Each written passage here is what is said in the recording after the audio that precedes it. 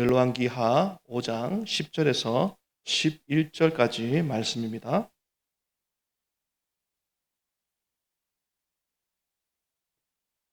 열왕기하 5장 10절에서 11절까지 말씀, 우리 구약성경 568페이지쯤에 있습니다. 찾았으면 우리 두 절인데요. 함께 천천히 합독하시겠습니다. 엘리사가 사자를 그에게 보내 이르되 너는 가서 요단강에 몸을 7번 씻으라. 내 살이 회복되어 깨끗하리라 하는지라. 나아만이 노하여 물러가며 이르되 내 생각에는 그가 내게로 나와 서서 그의 하나님 여호와의 이름을 부르고 그의 손을 그 부위 위에 흔들어 나병을 고칠까 하였도다. 아멘. 네, 오늘 이 본문의 이 말씀이 좀 배경이 되는 말씀이 있습니다. 그 말씀은요, 열왕기 상에 나오는데요. 22장 3절의 말씀입니다. 제가 읽어드릴게요. 이스라엘의 왕이 그의 신하들에게 이르되 길르앗 라못은 본래 우리의 것인 줄을 너희가 알지 못하느냐? 우리가 어찌 아람의 왕의 손에서 도로 찾지 아니하고 잠잠히 있으리요 하고. 아멘. 이 말씀은요, 이 아람과 이스라엘 연합군과의 전쟁에 대한 기록인데 그의 배경의 말씀으로 방금 말씀 읽었는데요. 이 길르앗 라못은요, 원래 갓 지파 족속에 속한 땅이었습니다. 요단강 동쪽에 위치해 있는 곳인데요. 근데 이것을요, 아람 왕 하사엘에게 빼앗기게 되는 거죠. 그래서 이것을 되찾기 위해서 북이스라엘의 이 아합 왕과 또 남유다의 여호사밧이 연합해서 함께 전쟁을 이제 벌이려고 하는 그런 본문의 배경이 되겠습니다. 그러나 이제 결과적으로 이스라엘 연합군이 전쟁에서 패하게 되죠. 패하게 되면서 아합 왕은 죽게 되고 길랏 라못은 여전히 아람의 땅으로 남게 됩니다. 이스라엘과 아람 왕 사이에는요, 이런 역사적인 배경이 있었는데 이때 아람을 승리로 이끌었던 그 아람 나라의 그 장군이 있었습니다. 그가 바로 누구냐 하면 나아만 장군이죠. 네. 나아만 장군은 나라에 큰 공을 세웠던 민족의 영웅이었습니다. 그래서 열왕기하 5장 1절에 보면 아람의 그 왕이 이 나아만 이 장군에 대해서 이렇게 표현하고 있는 것을 보게 되죠. 1절입니다.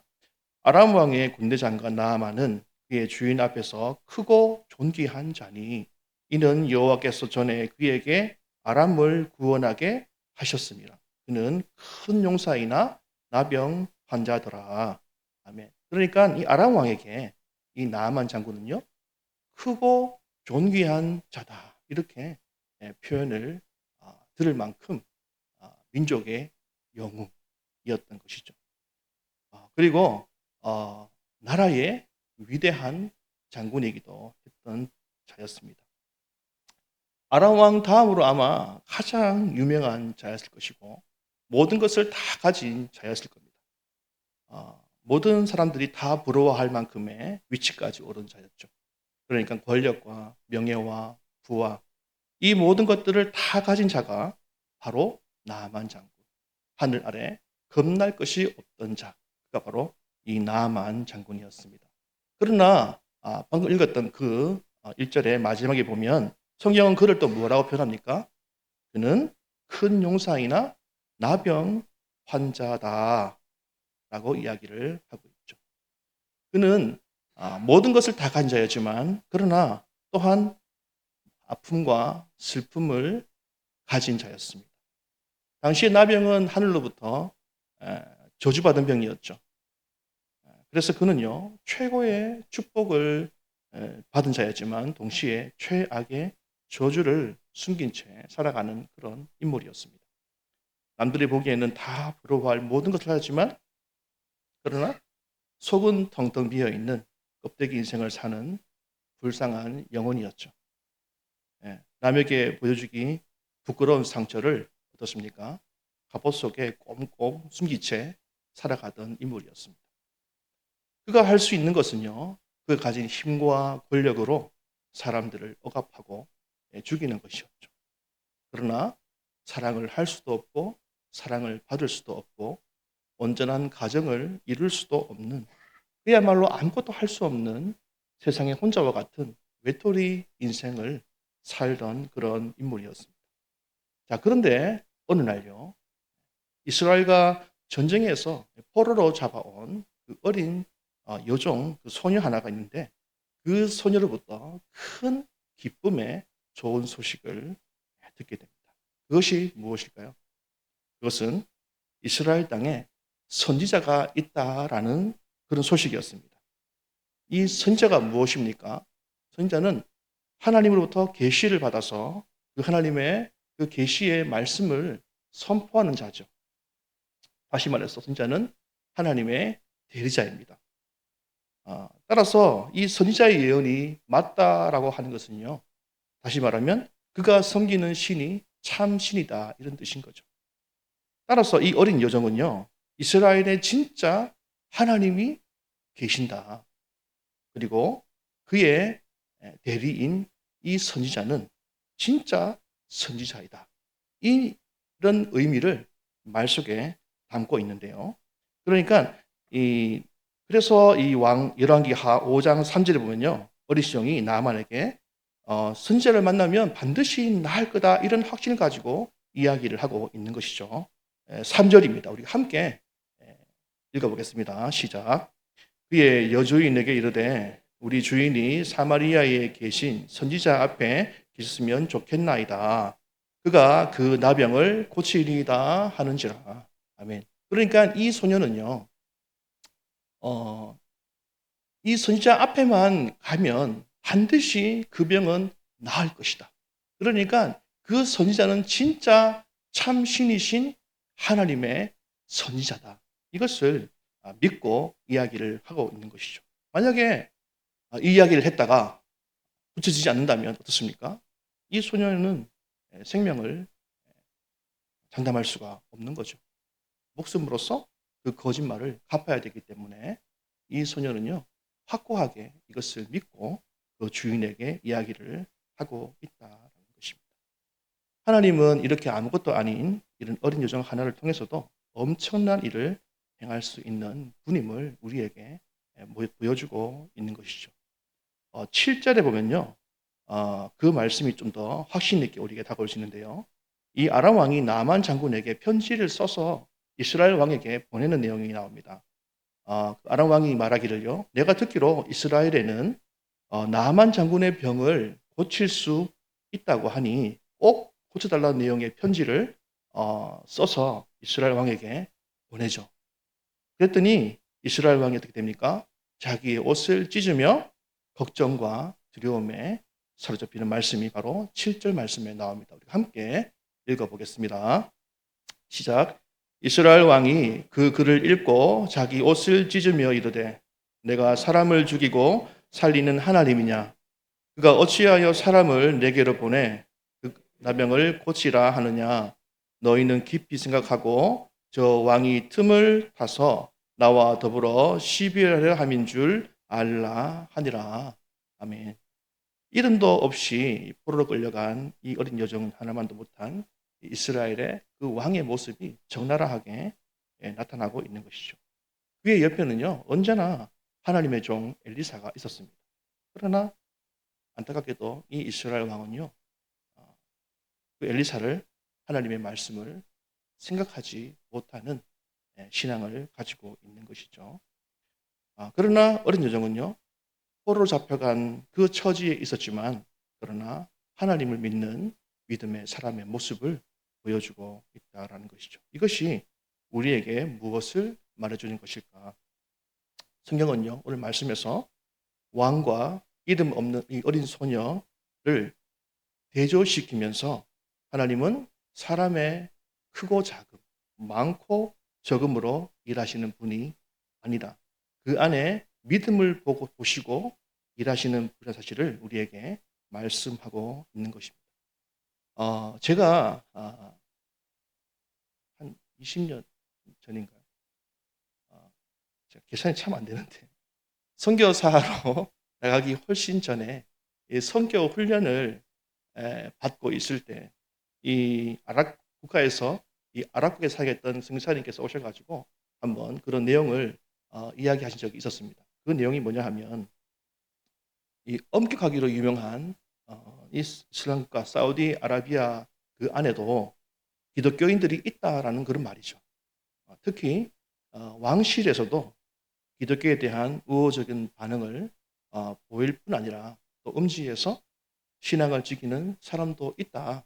이런 이야기를 제가 전에 들은 적이 있었습니다.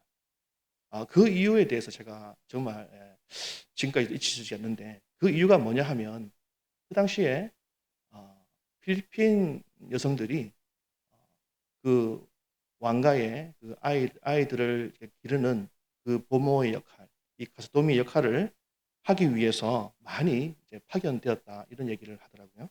그래서 그들이 그 사우디아라비아에 들어가서 그 아이들을 키우면서 자연스럽게 그 아이들이 기독교 그 문화와 또 친숙해지고 또 그런 믿게 된 사례도 있었다 이런 얘기를 하게 된 거죠. 그러니까 당시에 그 봄으로 들어갔던 그 필리핀 이 여성들은요, 대단한 사람들이 아니었습니다. 특별한 사람들이 아니었다라는 말이죠. 그들은 성경을 전문적으로 배운 사람도 아니었고, 선교의 훈련을 전문적으로 받았던 선교사들도 아니었습니다. 그냥 그저 돈이 필요해서 일하기 위해서 먼 타국까지 갔던 그냥 엄마들이었습니다. 가족을 먹여 살리기 위해서 먼 타지까지 가서 외로움과 서러움을 안고 일했던 여성 노동자였죠. 그런데 그들이 했던 거라고는요, 일하면서 찬송가 부르고 또 아이들 뭐 재울 때 찬송가 불러주고 뭐 기도해주고 이것이 다인 거예요. 그냥 이렇게만 했는데 그 빈틈 없을 것 같은 그 강력한 무슬림 국가 그 사우디아라비아에 이들의 어떤 이런 삶을 통해서 믿음이 들어갔다. 이런 선교의 보고를 제가 들은 적이 있었습니다. 하나님께서 정말 아무것도 아닌 사람을 통해서도 우리가 이해할 수 없는, 우리가 생각도 할 수 없는 그런 곳에서도 충분하게 일을 하실 수 있구나라는 생각을 하게 되었던 것이죠. 지금까지 교회 역사를 쭉 보아와도 이 교회를 세우고 든든히 지켜왔던 많은 사람들, 그중에는 정말 탁월한 사람들도 많이 있었지만 그러나 많은 대부분의 사람들은 어떤 사람들입니까? 다 연약한 사람들, 무식한 사람들, 이런 사람들이 많았다는 것이죠. 하나님께서는 그런 사람들의 믿음의 모습, 믿음의 순종, 말씀에 순종하는 모습을 통해서도 하나님의 교회를 세워 오셨고 든든히 지켜 오셨다. 그리고 주님의 말씀을 땅까지 증거하는 증인으로 세우셨다. 이런 모습을 보게 되는 것입니다. 지금 이 말씀 속에서 포로 잡혀온 이 어린 여종의 믿음은요, 아무도 신경 쓰지 않는 이름도 없는 그런 사람이었죠. 그러나 그녀가 전한 소식은요, 나만 장군에게는 정말 큰 기쁜 소식이었습니다. 그것은 바로 복음이었죠. 바로 구원인 것입니다.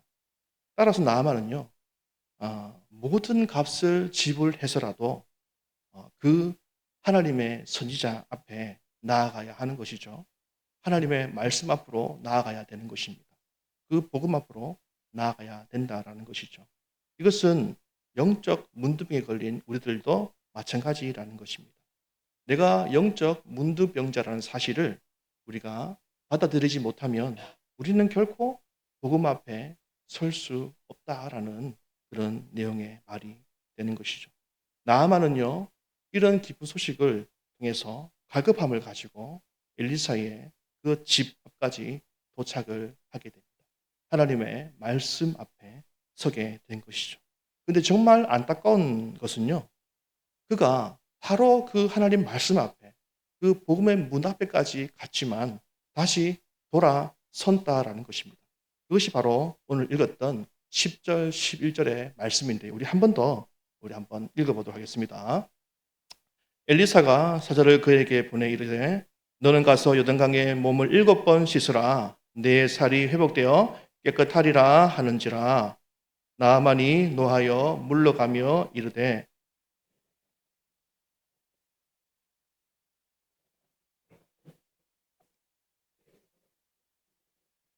나병을 고칠까 하였더라.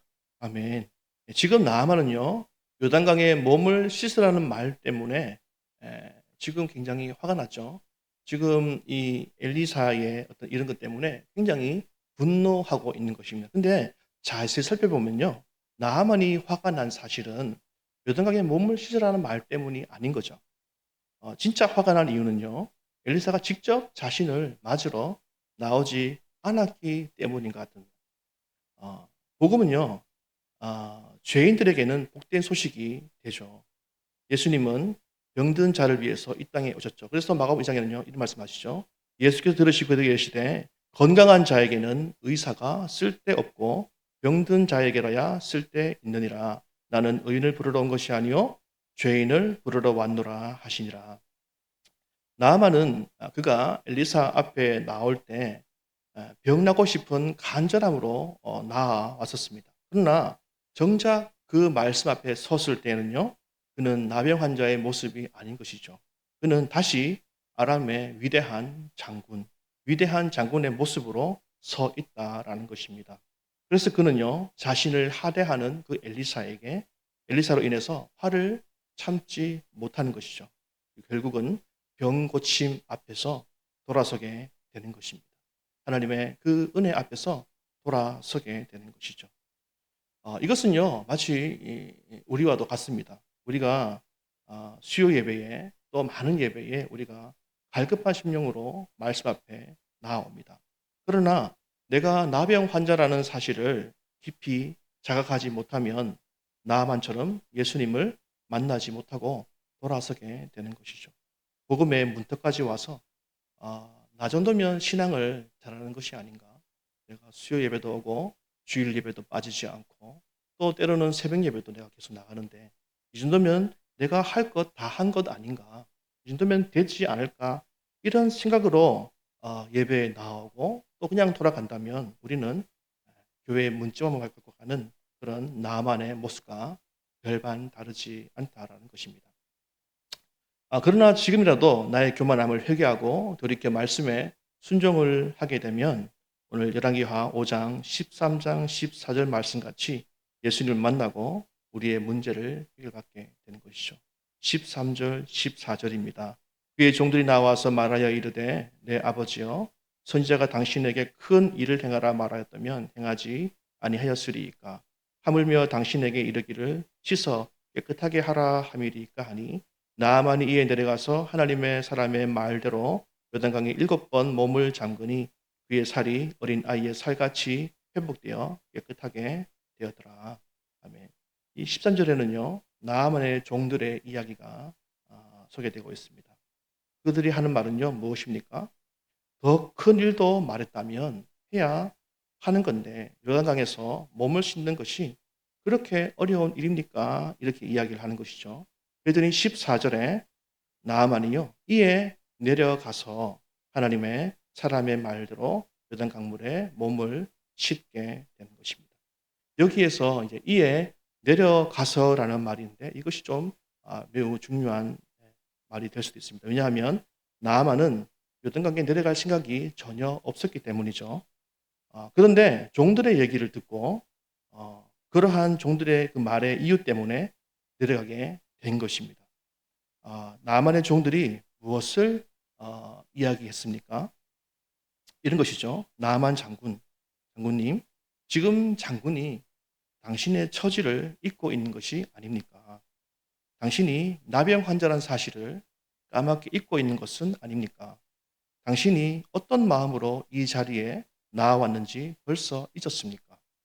당신은 이보다 더 큰 일, 더 어렵고 더 수치스럽고 더 불편한 일을 시켰어도 해야 했을 것 아닙니까?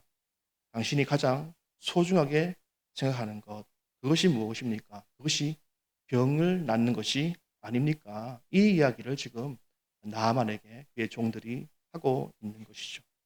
그때 나아만 장군이 깨닫게 됩니다. 내가 지금 이 자리에 어, 민족의 영웅으로 내가 위대한 장군의 모습으로 이 자리에 나온 것이 아니었구나. 내가 정말 이 병을 낫고 싶은 나병 환자의 모습으로 이 자리까지 내가 나아왔구나. 나아만은 자기의 처지를 깊이 자각하게 되는 것이죠. 그럴 때에 비로소 엘리사의 말에 순종을 하게 되는 것이고 깨끗함을 얻게 되는 것입니다. 우리가 마음이 교만하게 되면 절대로 하나님의 말씀으로 돌아갈 수가 없는 것입니다. 나아만도 자신이 문둥병자 사실을 깨달았을 때 비로소 자기의 이 교만을 깨닫게 되고 하나님의 말씀으로 돌아올 수 있게 된 것이죠. 잠언 16장 18절에 이렇게 말씀합니다. 교만은 패망의 선봉이요 거만한 마음은 넘어짐의 앞잡이니라. 교만한 사람은요 결코 하나님을 만날 수가 없습니다. 그래서 하나님의 말씀에 순종할 수도 없는 것이죠. 결국 나아만처럼 분을 내고 그 말씀 앞에서 복음 앞에서 떠나게 되는 것입니다. 교만한 사람이란 어떤 사람일까에 대해서 한번 고민하면서 사무엘상 15장 22절, 23절의 말씀이 좀 떠올랐습니다. 이 말씀 우리 함께 읽으면 좋겠습니다. 사무엘상 15장 22절, 23절 시작. 사무엘이 이르되 여호와께서 번제와 다른 제사를 그의 목소리를 청종하는 것을 좋아하심 같이 좋아하시겠나이까. 순종이 세번 이는 거역하는 것은 점치는 죄와 같고 완고한 것은 사신 우상에게 절하는 죄와 같음이라. 왕이 여호와의 말씀을 버렸으므로 여호와께서도 왕을 버려 왕이 되지 못하게 하셨나이다 하니. 교만한 사람은요 순종하지 않는 사람이죠. 거역하는 사람입니다. 그 마음이 완고한 사람인 것이죠. 성경은 오늘 이 말씀 속에서 그런 사람들, 그 교만한 사람들을 무엇이라고 정의하냐 하면 23절에 점치는 죄와 우상에게 절하는 죄와 같다 이렇게 말씀을 합니다. 하나님과 원수가 되는 것이죠. 당연히 이런 교만한 사람은요 예배를 드리지만 절대 그 말씀에 순종할 수가 없는 것이고 교회에 나아오지만 결코 예수님을 만날 수 없는 것입니다. 우리는 모두 죄인입니다. 나아만과 같은 영적 문둥병자라는 뜻이죠. 우리는 저마다 갑옷으로 우리의 나병, 우리의 죄들을 가린 채 살아가는 사람들입니다. 나아만이 엘리사를 만나기 위해서 길을 떠날 때 5절에 보면 은 10달란트와 금 6천 개와 의복 10벌을 가지고 길을 떠났다 이렇게 이야기를 합니다. 또 9절에 보면요. 말들과 병거들을 거느리고 엘리사의 문 앞에 나아갔다 이렇게 이야기를 하죠. 나아만은 하나님의 말씀 앞에 나아갈 때에 자기의 화려한 모든 것들을 다 가지고 그 앞으로 나아간 것입니다. 우리는요, 세상의 화려한 것들로 우리의 부족함을 가린 채 말씀 앞으로 나아갈 때가 있는 것이죠.